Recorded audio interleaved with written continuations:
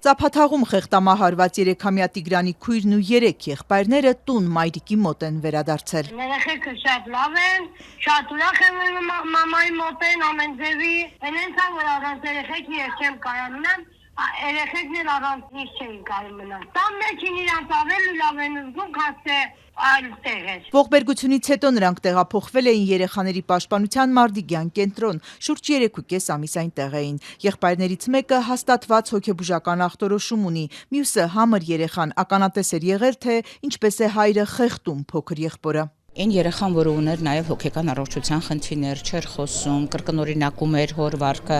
եղբոր հանդեպ եւ այլն, փորձում էր մեր կենտրոնում դա այլ երեխայի նկատմամբ կիրառել, բավականաչափ խաղաղվել էր արդեն, բավականաչափ հավասարակշռված վարքեր ցուցաբերում, բայց նորից սկսել էին ոչ այնքան ցանկալի վարքաձևեր, բայց այս անգամ այդ ամեն ինչը կառուցված էր նրա վրա, որ մորը կարոտում էին, շատ բնական, շատ նորմալ իրավիճակ։ Էմոցիաները մի կողմ, կենտրոնի տնօրենի խոսքով ամենակարևորն այն էր, որ համոզվեին երեխաների մայրը տեղյակ չի եղել ամուսնու սարսափելի պլանից։ Հաշվի առնելով այն հանգամանքը, որ հանձնաշողովը համոզվել է, որ մայրը որևէ կապ չունի հոր արարքի հետ, այդպես չի, որ իմացել է եւ չի հայտնել եւ այլն, հետեւաբար ինքը որևէ վտանգ իր երեխաների համար չի ներկայացնում։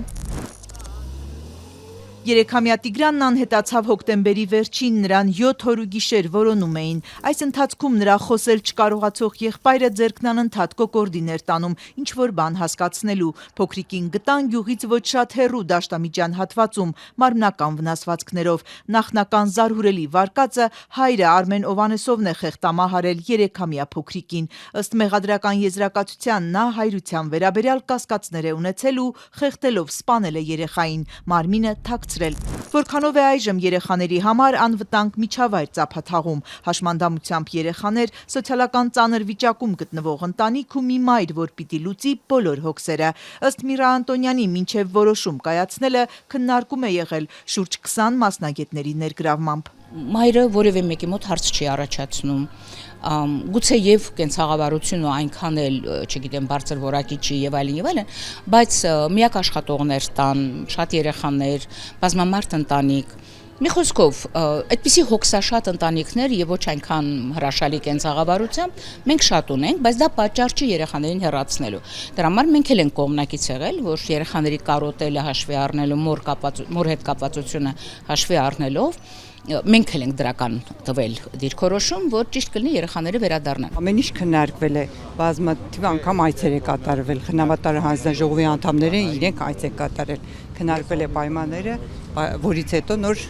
որոշում է կայացրել երեխաներին տեղափոխել։ Մարզպետարանի ներկայացուցիչն էլ է պնդում ընտանիքի պայմանները մանրամասն ուսումնասիրել ու նորեն երեխաներին մայրիկի հետ միավորելու որոշում կայացրել։ Որոշ ֆինանսական աջակցություն ընտանիքը ստացել է։ Գումար են տրամադրել, սնունդ են վերցրել, հագուստ եմ երեխեքին վերցրել, մարզպետարանը ինչով կարացել է օգնել է։ Ընտանիքն առաջիկա ամիսներին մոնիտորինգի տակ է լինելու։ Երեխաները 6 ամսով են Ծափաթաղ գնացել։ Եթե ամեն ինչ լավ լինի, կշարունակեն մնալ մայրիկի հետ ու խնամքի կենտրոն չեն վերադառնա, հատկապես որ այդտեղից դեպի ծննդավայր ուրախությամբ են գնացել։ Մեծ ոգևորությամբ։ Գիտեք,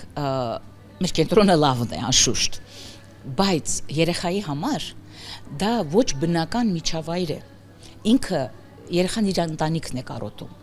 իր լավ թե վատ պահող մամային է կարոտում, ու դա այնքան նորմալ է, այնքան բնական է։ Մենք ուրախանում ենք, երբ որ երեխաները սկսում են անհամբերություն ցուցաբերել իրենց մեր կենտրոնում, ու հասկանում ենք, որ դա նշան է, որ պետք է վերամիավորվի, արդեն ժամանակն է։ Երեխայի իրավունքների փորձագետ Միրա Անտոնյանը շեշտում է, թե պետքրեական պատմություններն անկանխատեսելի են ու հնարավոր նույնիսկ սոցիալական արդյունավետ պաշտպանություն ունեցող երկրներում, սակայն Ծափաթաղի ողբերգությունից գուցե հնարավոր կլիներ խուսափել։ Լավ համակարգ նշանակում է, որ այնտեղ որտեղ բնակիչներն են ապրում,